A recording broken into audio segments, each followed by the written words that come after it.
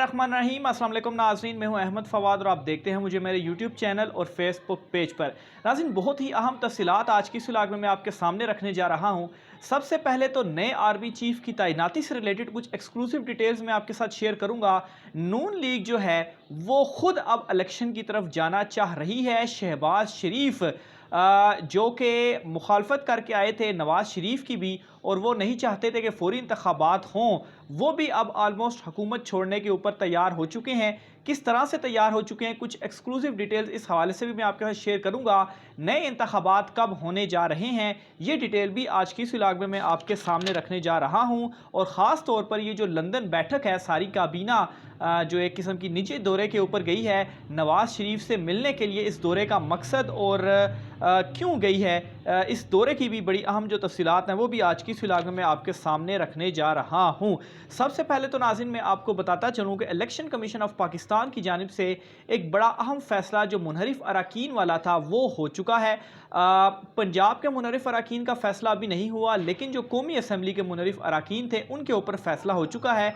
और जो रेफरेंस भेजा गया था इलेक्शन कमीशन को, उस रेफरेंस को उन्होंने मुस्तरद कर दिया या खारिज जो है वो कर दिया है। यानी कि पाकिस्तान तहरीक इंसाफ की जो इस्तदा थी इन मुनहरिफ अरकान को नाअहल करने की, उसको मुस्तरद कर दिया है। ये मुनहरिफ अरकान नाअहल नहीं हुए। और ये कौन से मुनहरिफ अरकान हैं? ये थे जो कौमी असम्बली के नूर आलम खान या राजा रियाज। दूसरी तरफ जो पंजाब असम्बली वाला मामला है वो अभी ज़ेर समात है, उसके ऊपर जो मामलात हैं वो चल रहे हैं और 20 तारीख से पहले पहले उसके ऊपर फ़ैसला आएगा। अभी तक उसके ऊपर फ़ैसला जो है वो नहीं आया। और सबसे बड़ी वजह जो ये रेफरेंस मुस्तरद हुआ है वो ये था कि इन लोगों की जानिब से, इन मुनहरिफ अरकान की जानिब से जो वोट था वो कास्ट नहीं किया गया। पार्टी पॉलिसी के ख़िलाफ़ उनका ये कहना था कि वो उनके ख़िलाफ़ नहीं गए, उन्होंने वोट कास्ट नहीं किया, तो ना ही वो उस दिन जो सेशन था उस सेशन के अंदर शरीक हुए। और वाकई उन्होंने वोट तो कास्ट नहीं किया क्योंकि उस चीज़ की ज़रूरत जो थी वो नहीं पड़ी, तो इस वजह से उनको जो नाअहल है वो नहीं किया गया। लेकिन आज पाकिस्तान तहरीक इंसाफ ने जो बड़े अहम सबूत रखे थे कि वो कैसे सिंध हाउस से वहाँ पर रहे, फिर उसके बाद उनके वीडियो बयानात वगैरह, तो वो तमाम तर चीज़ें मौजूद थी। और ये सबको मालूम है कि वो मुनहरिफ हुए और उन्होंने इन्हीं को वोट करना था, लेकिन चूँकि उनके वोट पूरे हो चुके थे तो इस वजह से इनको माफ़ कीजिएगा, इनको रिज़र्व पे रखा गया था। लेकिन खैर, इनको बचाने के लिए इनका वोट जो था वो कास्ट नहीं करवाया गया। बहरहाल ये सबको मालूम है कि वो मुनहरिफ हैं, तो यहाँ तक उनकी जो बचत है वो हो चुकी है। लेकिन जो पंजाब की सूरत हाल है उसके ऊपर अब क्या टेक्निकल बुनियाद इलेक्शन कमीशन लेगी, मेरा नहीं ख्याल कि कोई ले पाएगी, क्योंकि वहाँ पर तो उन्होंने वोट कास्ट किया है, तो वोट कास्ट करने के बाद उनकी नाअहली बनती है। और अगर यहाँ पर भी कोई इलेक्शन कमीशन इस तरह का फ़ैसला देती है तो मेरे ख्याल से इलेक्शन कमीशन जो कि ऑलरेडी पाकिस्तान तहरीक इंसाफ उनको मुतनाज़ा या उसको नहीं मानती, तो उसके बाद जो एक बयानिया बनेगा वो बहुत ही ज़्यादा ख़तरनाक हो जाएगा। और फिर उसके बाद जब अदालतों में मामला जाएगा तो फिर जो है चीज़ें शायद वहाँ पर अगर इसी तरह से दोनों फैसले इमरान पीटीआई के ख़िलाफ़ आते हैं तो फिर अदालतों से शायद कोई जो रिलीफ है वो मिल जाए, क्योंकि पंजाब में मुनहरिफ अरकान की नाअहली बनती है। तो ये एक अहम खबर थी जो मैंने कहा आपके साथ शेयर करता चलूँ। दूसरे नंबर पर नाजरीन, आर्मी चीफ से रिलेटेड जो मामला है, आर्मी चीफ की नई तैनाती से रिलेटेड, उस पर नाजरीन और इलेक्शन से रिलेटेड जो एक कॉन्स्पिरेसी थ्योरी थी कि नए आर्मी चीफ के बाद इलेक्शन होंगे या जो आर्मी चीफ की तैनाती है वो निगरान सेटअप के दौरान होगी या आर्मी चीफ की जो तैनाती है वो नई हुकूमत आकर करेगी, तो इसके ऊपर बहुत सारे क्लियर बयानात जो हैं वो सामने आ रहे हैं। आज ख्वाजा आसिफ की जानिब से बड़ा एक अहम इंटरव्यू दिया गया, उसमें जो 2-3 चीज़ें जो आर्मी चीफ से रिलेटेड और इलेक्शन से रिलेटेड उनकी जानिब से कही गई हैं वो मैं आपके सामने रखता हूँ। उनका ये कहना है कि मुमकिन है कि जो नए इंतखाबात हैं वो आर्मी चीफ की तैनाती से कबल ही करा दिए जाएँ। और इस हवाले से जो इसहाक डार हैं वो भी मुस्लिम लीग नून के अहम रहनुमा हैं, उनकी जानिब से भी ये जो बयान है वो सामने आ चुका है। और साथ ही साथ उनका ये भी कहना था कि नवंबर से पहले निगरान हुकूमत जो है वो ये भी मुमकिन है कि नवंबर से पहले पहले निगरान हुकूमत जो है वो भी चली जाए और उसकी जगह पर जो नई हुकूमत है वो आ जाए। और इस तरह से क्या होगा, नई आर्मी चीफ की जो तैनाती है वो नई हुकूमत आकर ही करे। और साथ ही साथ उनकी जानिब से ये भी कहा गया कि जनरल फैज़ हमीद साहब जो हैं, अगर उस वक्त उनका नाम सीनियरिटी लिस्ट के अंदर मौजूद हुआ तो उनके नाम पर को ज़ेर गौर जो है वो लाया जाएगा आर्मी चीफ के लिए। यानी कि अगर उनका नाम हुआ टॉप जनरल्स में तो उस वक्त उनका भी नाम ज़ेर गौर लाया जाएगा कि इनको आर्मी चीफ बनाया जाए या ना बनाया जाए। और आखिर में उनकी जानिब से ये कहा गया कि आर्मी चीफ की तैनाती के मामले के ऊपर इमरान खान साहब जो है वो अपनी मर्जी करना चाहते थे, तो इस वजह से शायद उनको हुकूमत से अलहदा किया गया। बहरहाल अगर आर्मी चीफ की तैनाती वाला कोई इशू था तो वो तो वज़ीर-ए-आज़म का ही इस्तेहकाक होता है, उसी की ही सवाबदीद होती है कि वो किसी भी एक नाम के ऊपर कह दे कि ये जो नाम है ये नया आर्मी चीफ होगा। और अभी भी अगर कोई नया आर्मी चीफ तैनात करेगा तो वो वज़ीर-ए-आज़म ही होगा, तो फिर इस बात की कहने की जो तुक है वो क्या बनती है। बहरहाल यहाँ तक तो मामलात क्लियर हो चुके हैं कि इमरान खान साहब का जो दबाव है वो काम कर चुका है। और एक तो नवंबर से पहले ना सिर्फ इलेक्शन बल्कि जो निगरान सेटअप है वो भी ख़त्म, और फिर उसके बाद नई हुकूमत भी नवंबर से पहले आने के जो चांसेस हैं वो मुस्लिम लीग नून इस वक्त इसके ऊपर कन्विंस हो चुकी है। और इस हद तक कन्विंस हो चुकी है, ना सिर्फ ख्वाजा आसिफ की बात कर रहा हूँ, जबकि जो शहबाज शरीफ हैं वो भी इस हवाले से जो चीज़ें हैं वो कर रहे हैं। बल्कि नून लीग के मज़ीद कुछ अहम रहनुमाओं की अगर मैं आपको बात बताऊँ तो उनकी जानिब से इस वक्त ये बात कही जा रही है कि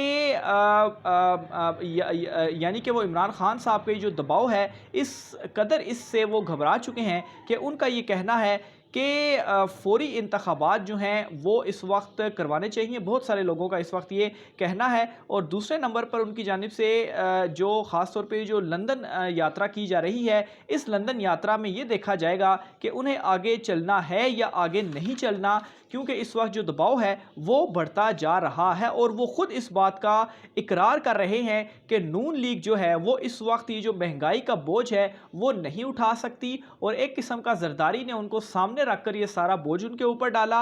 और इसी बोझ के साथ अगर वो इलेक्शन में जाती है तो वो इलेक्शन नहीं जीत सकती। वो इस वक्त बुरे तरीके से फंस चुके हैं और उनसे ना हुकूमत संभल रही है, ना मायशत संभल रही है, और ना ही इमरान खान साहब का वो कुछ कर पा रहे हैं, वो भी उनसे नहीं संभल पा रहे। ये मुस्लिम लीग नून के जो रहनुमा हैं वो खुद इकरार कर रहे हैं, और उनकी जानिब से ये भी इकरार किया गया कि उनको मालूम नहीं था कि जो हुकूमत में वो आएंगे तो उस वक्त इमरान खान साहब इस तरह का जो रिएक्शन है वो इमरान खान साहब और पब्लिक की जानिब से आएगा कि उसके बोझ तले मुस्लिम लीग नून जो है वो दब जाएगी। इस वजह से अब ये सोचा जा रहा है कि नए इंतखाबात में जाया जाए, क्योंकि अगर फौरी नए इंतखाबात करवाए जाते हैं तो इससे एक फेस सेविंग मिल सकती है मायशत के एतबार से कि अवाम जो है वो किसी हद तक इस बात के ऊपर एग्री कर जाएगी कि चलिए ठीक है, मुस्लिम लीग नून ने नए इलेक्शन करवा दिए हैं, जो जिसको भी अब मैंडेट दिया जाएगा वो हुकूमत में आ जाएगा।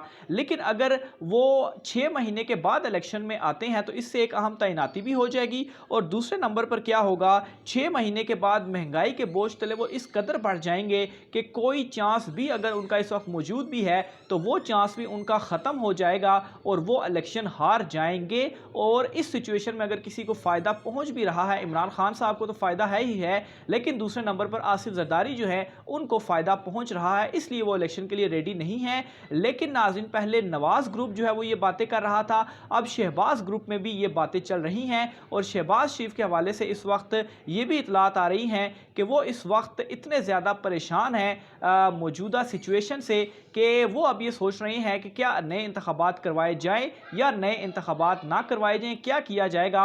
और इसी तमाम सिचुएशन की डिस्कशन के लिए वो इस वक्त लंदन में रवाना जो है वो हुए हैं, और लंदन में नवाज शरीफ, शहबाज ग्रुप सारे ये जो है वो डिस्कशन करेंगे।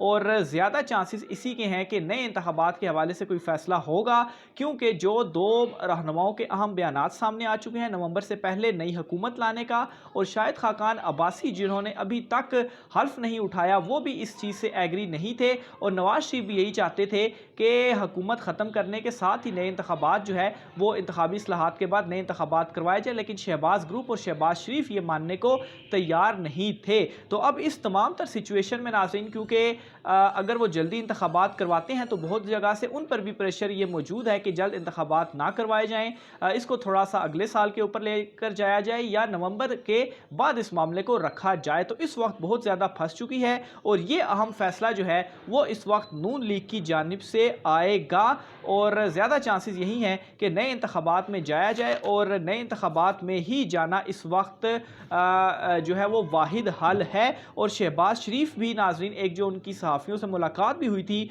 उस मुलाकात के अंदर भी नाज़रीन उनकी जानिब से इस तरह की कुछ बातें की गई थी कि एक तो नाज़रीन इस वक्त जो मायशत की सूरत हाल है, कोई भी उनकी मदद करने को तैयार नहीं है। और जो बैरूनी दौरे उन्होंने किए भी, तो वहाँ पर भी उनसे ये पूछा जाता था कि आपकी जो हुकूमत है वो कितने अरसे के लिए है, तो आपकी हम मदद किस तरह से कर लें। बेयकीनी सी सूरत हाल है, आपकी हुकूमत की मदद करते हैं, कल को हुकूमत तब्दील हो जाती है। तो इनको इस वक्त जो इनके दोस्त ममालिक समझा जाए, या जो गुज़श्ता इन्होंने 2 दौरे किए यूएई और सऊदी अरेबिया से, तो वहाँ पर से भी ये जो गए थे, इनको कोई भी रिलीफ या किसी किस्म की जो कोई चीज़ है वो नहीं मिली। इस वजह से नाज़रीन इमरान खान साहब का ये जो उन्होंने इनके ऊपर प्रेशर डाल दिया है, ये मजबूर हो चुके हैं और मजबूरन इनको ये तमाम तर जो चीज़ें हैं वो करनी पड़ रही हैं। मज़ीद भी इस हवाले से जो तफसीलात आप नाज़रीन से शेयर करते रहेंगे, ख़ास तौर पर ये जो मुलाकात है, इस मुलाकात के बाद जो बड़ा फैसला आने जा रहा है उसकी डिटेल्स भी आपके सामने रखूँगा। आज के व्लॉग से इतना ही। राय के साथ कमेंट बॉक्स में कीजिएगा। मुझे इजाज़त दीजिए। अल्लाह हाफ़िज़।